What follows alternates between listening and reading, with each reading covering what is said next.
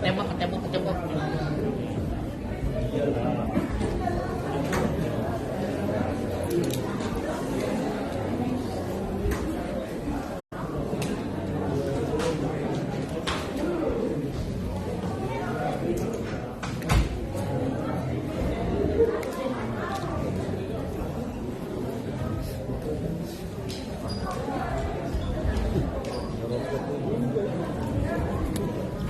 Eta pang eta ke?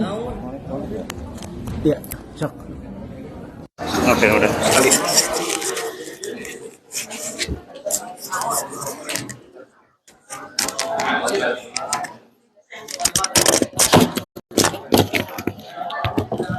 Jalan. Langsung.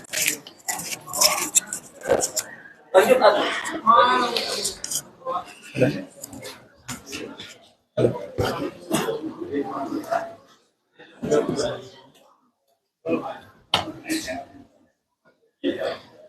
Mulai besok hari kita akan mulai jam 6.45. Jadi insya Allah Ustadz sudah akan berikan tausiah besok jam 6.45 atau setengah jam sebelum kita buka. Ustadz sudah bersama kita. Senin, Selasa dan Rabu sama 6.45 kita mulai. Lalu setelah sholat witir kita kembali dengan Ustadz untuk memberikan tausiahnya. Dan insya Allah pada hari Jumat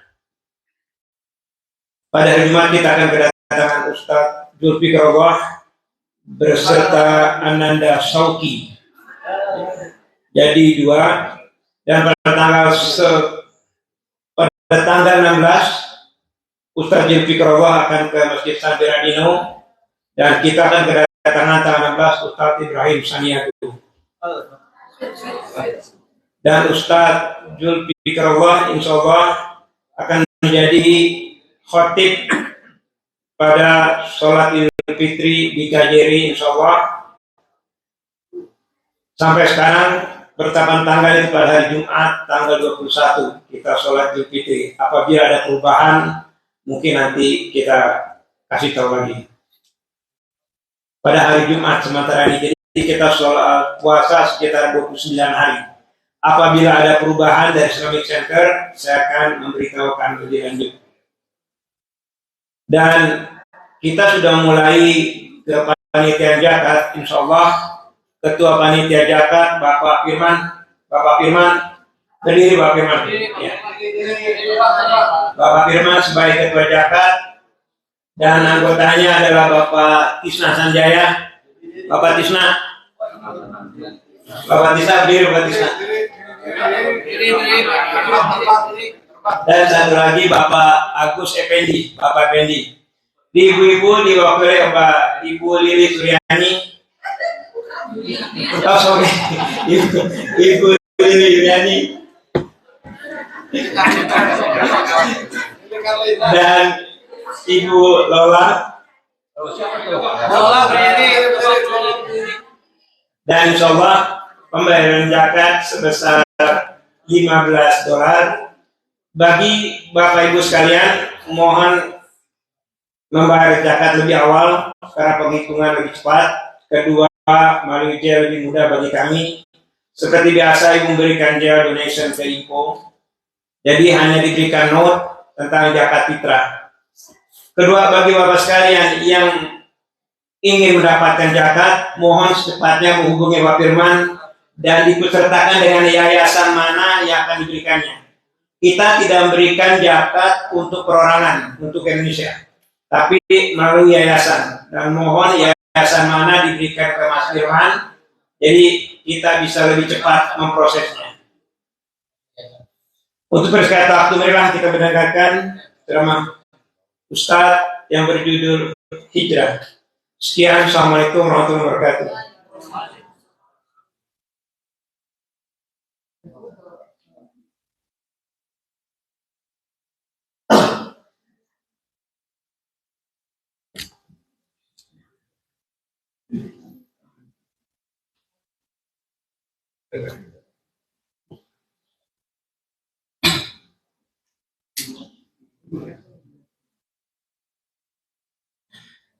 Assalamualaikum warahmatullahi wabarakatuh.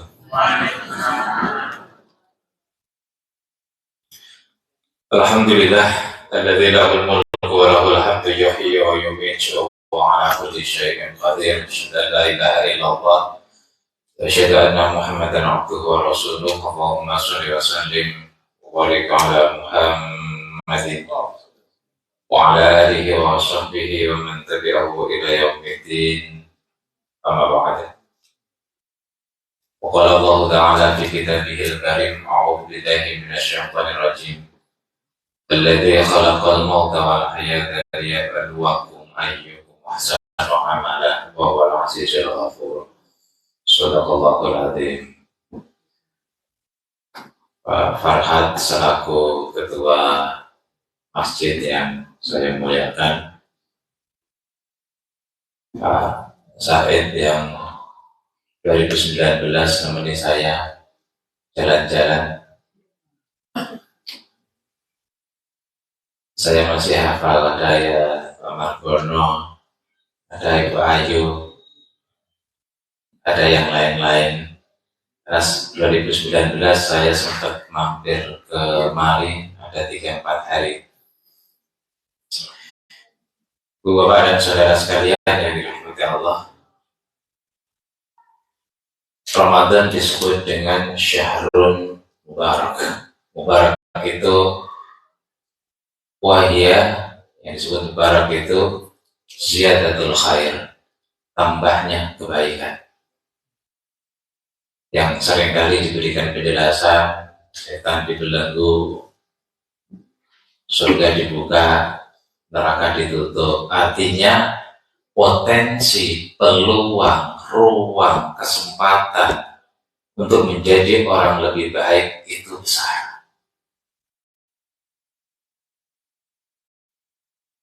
Karena itu, jadikan Ramadan sebagai sebuah momentum untuk melakukan perubahan yang signifikan ke arah yang lebih permanen. Disebutkan dalam sebuah hadis, Al-Jum'ah ila Al-Jum'ah, as-salamatul khamis, al-Jum'ah ila al-Jum'ah, Ramadan ila Ramadan, mukaffiratun lima bainah. Jadi antara Jumat, sholat 5 waktu, zuhur, asar, maghrib, dan seterusnya, Jumat ke Jumat, Ramadan ke Ramadan itu adalah sebuah lahirnya kesadaran baru melakukan perubahan. Mukaffiratun lima bainahuma, artinya menghapus jejak yang negatif untuk menciptakan jejak yang positif.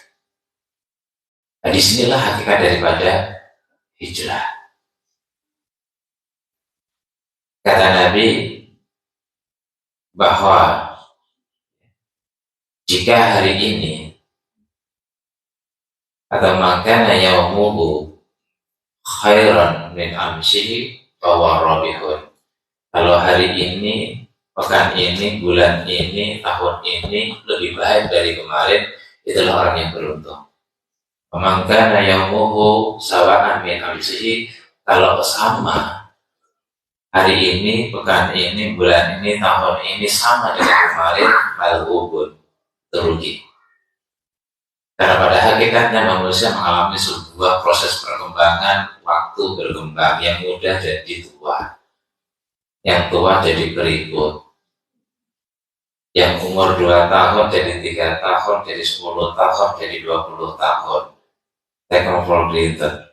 Selalu mengalami sebuah penambahan yang tidak bisa dihentikan, karena itu harus seiring serta dengan pertumbuhan manusia yang disebut dengan insaniyah. Dalam Al-Quran itu manusia disebut dengan 2 kata, bashar dan insan. Bashar itu manusia secara fisikly, material. Insaniyah itu adalah manusia secara potensial. Maka ya ayuhan nas, anas itu jamak daripada al-insan, manusia. Kenapa anas? Penyebutannya tidak ya ayuhal insan, tapi secara umum ya ayuhan nas. Karena memang manusia itu didesain oleh pengaruh sosial, tidak bisa berdiri sendiri. Kalau dia suka berteman dengan orang soleh, insya Allah jadi soleh. Kalau dia suka berteman dengan orang brengsek, insya Allah jadi brengsek. Kalau dia berteman dengan orang pemaku, insya Allah jadi pemaku. Maka ya ayuhan nas, manusia bisa dideteksi melalui kelompok sosialnya. Maka kata Nabi, al-mar'u ala dini khalili falyanzur ahadukum man yukhalilu. Seseorang itu akan sangat dipengaruhi oleh lingkungannya, teman dekatnya, orang-orang yang paling intens berkomunikasi dengannya. Maka hendaknya ia selektif untuk memilih teman-teman yang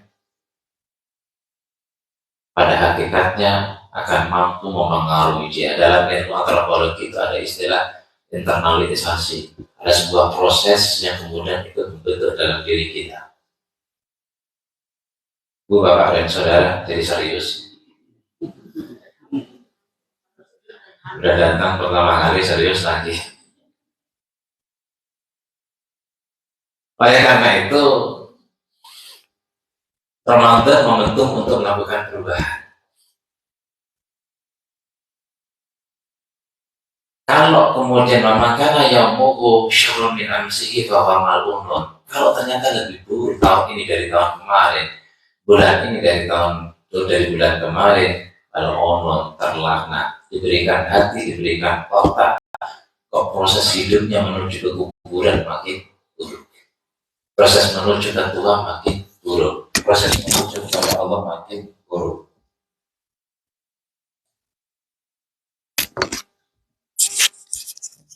Oleh karena itu, mari kita evaluasi. Bagaimana cara mengevaluasinya? Al-Quran memberikan terapi buat kita. Ya ayyuhalladzina amanu taqullaha wal tanzur nafsum ma qaddamat lighad wattaqullaha innallaha khabirum bima ta'malun. Al-Hasyr ayat 18. Wahai orang-orang yang beriman, takwalah kepada Allah.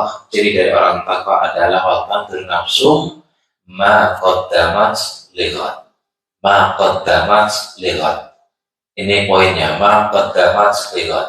Masa lalu harus dievaluasi, harus diintrospeksi dalam rangka merencanakan.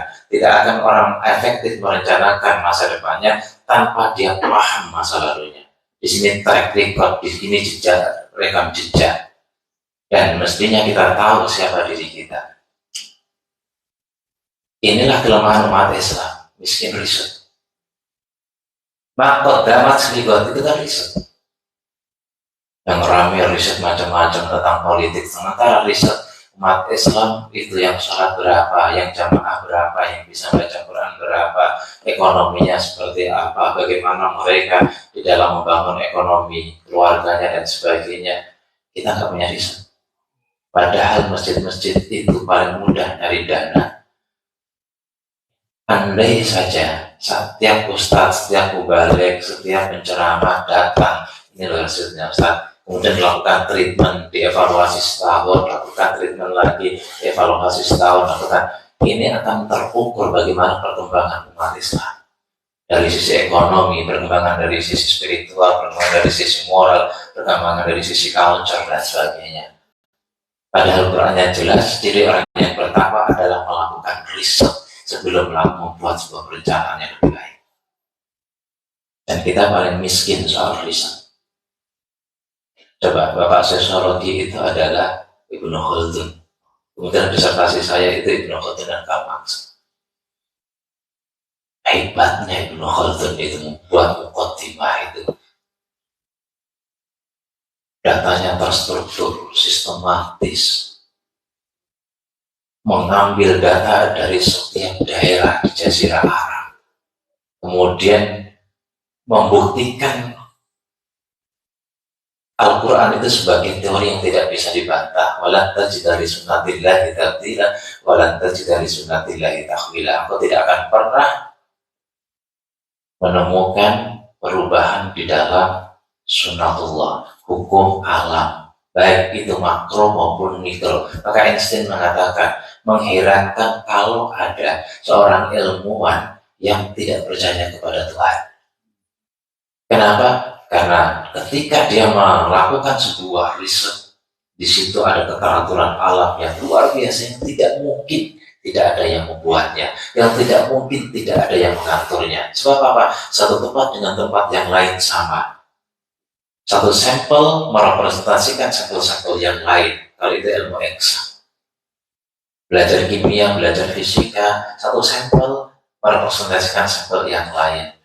Ternyata hukumnya sama semua. Tidak mungkin kalau itu datang dengan sendirinya tanpa ada yang mengatur. Dan yang mengatur, membuat itu adalah Allah Subhanahu wa Ta'ala. Karena Ibnu Khaldun meneliti tentang sosiologi, dia membuat 5 parodi sampai 7 periodisasi. Walan tajida li sunnatillahi tabdila walan tajida li sunnatillahi tahwila. Quran itu adalah ayat-ayat yang sangat ilmiah. Saya mengetahui ayat-ayat ilmiah setelah saya banyak belajar psikologi, teori-teori barat, setelah saya banyak belajar sosiologi. Basicnya memang saya filsafat dan kemudian berakhir dengan sosiologi politik. Tapi itu semua dengan sangat sederhana dan simpel ada di dalam Al-Quran dan Al-Hadis. Kalau orang Barat bicara bahwa ada teori fungsionalisme struktural dan teori konflik makronya, kalau kita bicara makro sosiologi kan seperti itu. Semua ada di dalam Al-Quran. Saya temukan mengagumkan. Maka kalau kita berkomunikasi dengan Allah, jangan hanya berkomunikasi bil lisan, tapi komunikasilah dengan bil aql wal qalam. Orang yang hanya mengandalkan otaknya dalam berkomunikasi dengan Allah jadi liberal. Orang yang hanya mengandalkan hatinya berkomunikasi dengan Allah jadi fundamentalis. Harus ada keseimbangan. Quran, ketika kita komunikasi dengan Allah akan efektif manakala ada keseimbangan antara akal kita dengan hati kita. Soal tema ini nanti kita lanjut yang lain. Kembali kepada riset. Secara personal, ya, kan bisa secara personal, bisa secara sosial. Secara personal, nafsun secara dimulai kita binafsi dari diri kita. Caranya gimana? Diawali dengan mindset. Innamal a'malu binniyat. Kalau cara berpikir kita salah, pasti perilaku kita salah. Kalau cara berpikir kita benar, pasti perilaku kita benar. Sebab apa? Otak kita adalah motor yang menggerakkan perilaku kita, motor yang menggerakkan sikap kita, motor yang menggerakkan aktivitas kita. Nggak ada kan, mau pulang ke Jakarta, beli tiketnya ke Bandung, atau beli tiketnya bukan ke Indonesia, tapi beli tiketnya ke Eropa, kan? Di otak itu ke Jakarta, pasti dia beli tiket ke Jakarta. Di otak itu ke Eropa, pasti dia ke Jerman, dia beli tiket ke Jerman. Artinya otak ini menentukan, dan itu ada teorinya dalam hadis Nabi, hadis qudsi. Anna inda dhanni abdi. Hadis qudsina, inna fil jasadi mudghah, idza suluhat suluhal jasad, wa idza fasadat fasadal jasad, ala wa ya al-qalb. Ingatlah bahwa di dalam tubuhmu itu yang bersifat materi ada yang namanya kalau ada namanya segumpal darah. Idza suluhat suluhal jasad. Kalau segumpal darah ini baik, maka perilaku dari materi yang berupa fisikmu akan baik. Tapi waidah fasadat, kalau buruk fasadat, ya, maka akan menjadi buruk. Ala wahyal qalbu. Apa itu? Dalam konteks sekarang mindset. Kalau cara berpikir kita salah, maka akan salah. Karena itu Nabi, sebagaimana di dalam dikutip oleh Imam Nawawi di Arba'in Nawawi, hadis yang pertama kan innamal a'malu binniyat. Luruskan niat dulu, luruskan mindset dulu. Kita minimal 17 kali loh untuk meluruskan ini. Ihdinas siratal mustaqim. Ya Allah, tunjuki jalan yang lurus. Itu artinya apa? Luruskan cara berpikir kita, luruskan mindset kita. Karena semua aktivitas itu akan bergantung kepada cara berpikir kita. Ada orang berpikir nikah itu nggak baik, gitu kan? Akhirnya nggak nikah. Ada orang berpikir nikah itu ibadah, akhirnya dia menikah. Ada gadis mengatakan ngapain sih buat nikah, akhirnya nggak nikah, kumpul kebo dan sebagainya. Ada orang yang pernah bercerai, laki-laki semuanya sama, percuma menikah. Ini mindsetnya yang keliru. Kalau sudah mindset keliru, maka perilakunya, sikapnya, pilihan hidupnya akan keliru. Wahya al-qalb. Jadi Bapak, Ibu, dan saudara sekalian yang Allah rahmati, yang pertama yang perlu dilakukan adalah mindset. Kemudian yang kedua, kita evaluasi apa yang salah dalam otak kita. Banyak kesalahan berpikir yang mengakibatkan kemudian orang itu tidak bergerak, orang itu tidak berubah, orang itu tidak sukses dan sebagainya. Itu ketika kita cari faktornya adalah karena kesalahan berpikir. Termasuk kesalahan berpikir khususnya adalah tentang agama. Kemudian yang kedua, perubahan material. Perubahan material Bapak Ibu lebih paham lah. Mau dapat gaji berapa, mau berkembang berapa, mobil apa, Bapak Ibu lebih paham lah kalau soal itu. Tapi itu penting, kenapa masjid ini juga dibeli dengan uang. Kenapa itu penting? Karena masjid ini juga direnovasi dengan uang.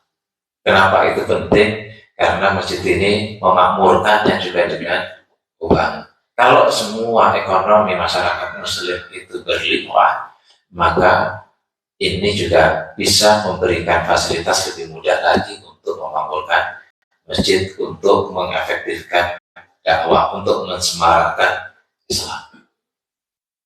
Uang bukan segala-galanya, tapi segala-galanya butuh uang. Maka yang pertama kali dilakukan adalah mencari rezeki, bukan hanya untuk keluargaku. Kalau mencari rezeki hanya untuk keluarga, apa bedanya kita dengan burung, dengan binatang yang lain? Cari makan untuk keluarganya. Manusia itu adalah makhluk sosial. Ibu bapak ingat Isra Mi'raj, ketika Nabi Mi'raj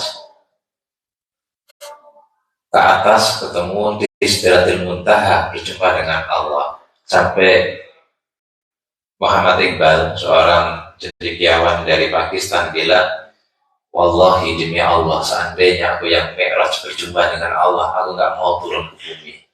Aku akan menikmati kedekatanku dengan Allah Subhanahu wa Ta'ala, karena tidak ada yang lebih nikmat bagaimana seorang hamba kecuali dengan Sang Khalik. Tapi Rasulullah, kemudian Allah bilang apa? Muhammad, ini bahasa saya, bahasakannya biar lebih mudah. Muhammad, umatmu juga bisa Mi'raj kemari. Terus caranya gimana? Ini, aku kasih sholat 5 waktu. Asalnya besar, kemudian jadi 5 waktu lagi. Sholat, dengan sholat itu maka umatmu bisa berjumpa denganku ke Sidratil Muntaha. Maka ketika kita takbir, dalam fikih-fikih dijelaskan yang namanya sholat adalah ma'uftutihat bis takbir waktu himat bis salam. Sesuatu yang diawali dengan takbir Allahu Akbar, sesungguhnya kita sedang naik ke Sidratil Muntaha, berjumpa dengan Allah.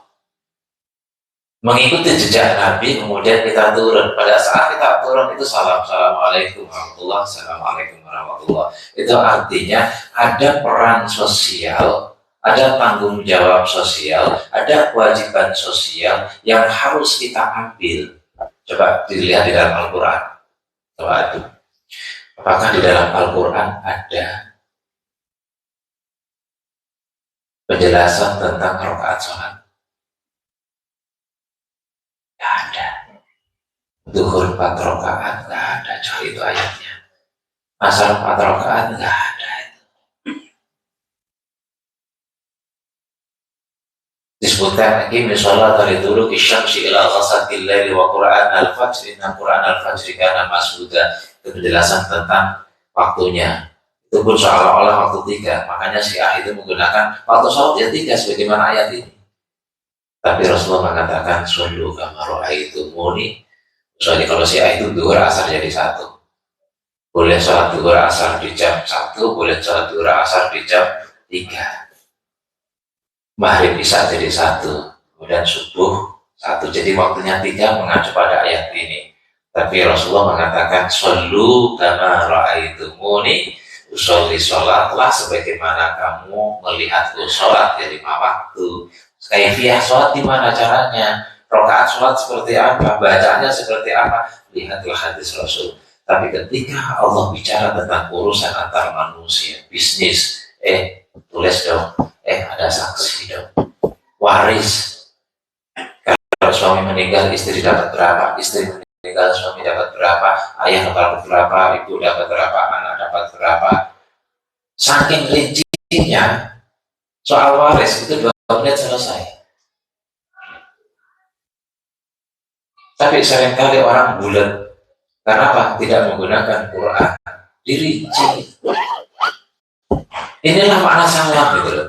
Agama turun ke bumi untuk menyelesaikan persoalan di bumi, untuk membuat peraturan di bumi, untuk membuat harmonisasi di bumi.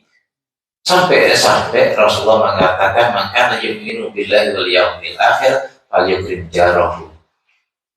Barang siapa yang beriman kepada Allah dan ingin selamat di akhirat, maka hendaknya dia jaga hubungan dengan lingkungannya. Jarohu itu bisa dalam pengertian sempit, bisa dalam pengertian luas. Jarohu itu bisa di rumah, bisa di kantor, bisa di jalan, bisa rekan bisnis, bisa macam-macam. Itu jaroh.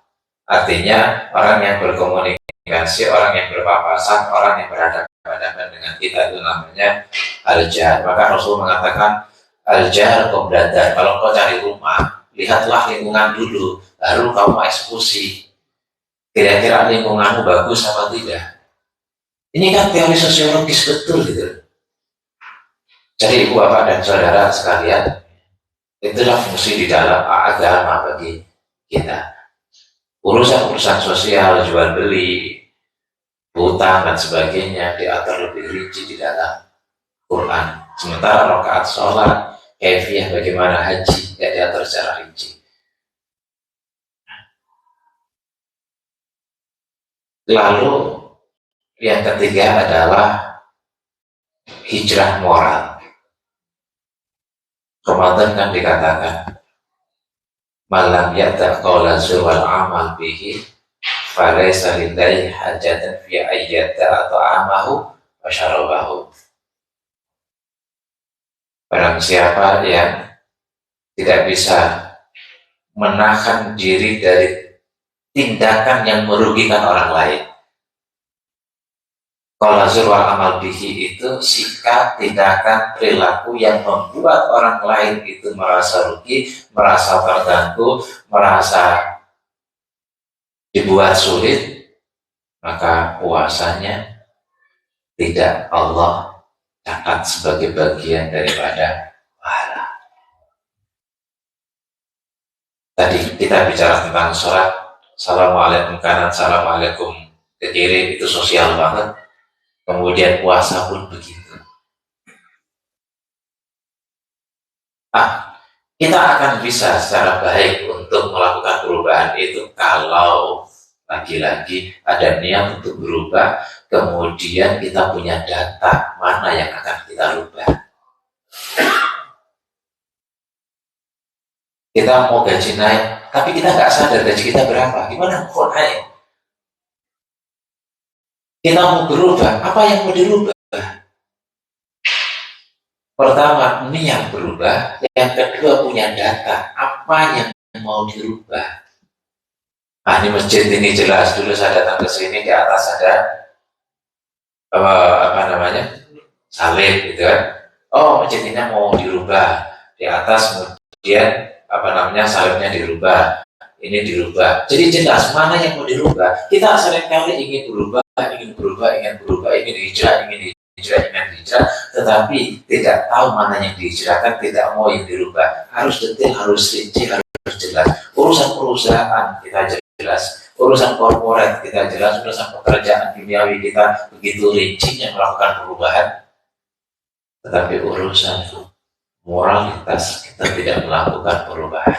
Bagaimana kemudian Allah membantu kita untuk memperbaiki diri? Bagaimana kemudian Allah memberikan irsyadnya, petunjuknya kepada kita untuk berubah? Artinya bahwa kita tidak bersungguh-sungguh melakukan sebuah perubahan di mana Allah mau berubah. Yakin dulu. Bismillah, aku akan berubah 1, 2, 3. Gak usah kemudian banyak-banyak. 1, 2, 3. Ini perilaku yang buruk aku rubah. Biasanya minum aku rubah. Biasanya gak sholat 5 waktu, aku sekarang sholat 5 waktu. Biasanya gak jamaah, sekarang aku tekad berjamaah. Jelas objeknya mau dirubah. Kalau sudah jelas yang mau dirubah, yakin bertekad insya Allah. Seperti orang mau umroh. Saya mau umroh ya Allah. Pasti bisa. Pasti bisa. Ini saya cerita pribadi ini. Pengalamannya. Saya pengen umroh, duitnya pas-pasan. Saya ngomong sama teman saya yang punya travel di Pondok Indah. Ustaz juga, Ustaz saya mau umroh, tapi bayar separuh ya. Oke Ustaz, boleh. Seminggu kemudian saya mau bayar, saya ceramah di rumah seorang pejabat. Kemudian saya diantar setelah ceramah di pintu luar, dia bilang, Ustaz ada waktu enggak bulan April? Untuk apa Pak? Saya mau ngajak Ustaz tapi agak lama. Kemana Pak? Umroh. Gak jadi bayar. Kenapa? Karena niat. Tekad punya niat, Allah akan bersama dengan kita.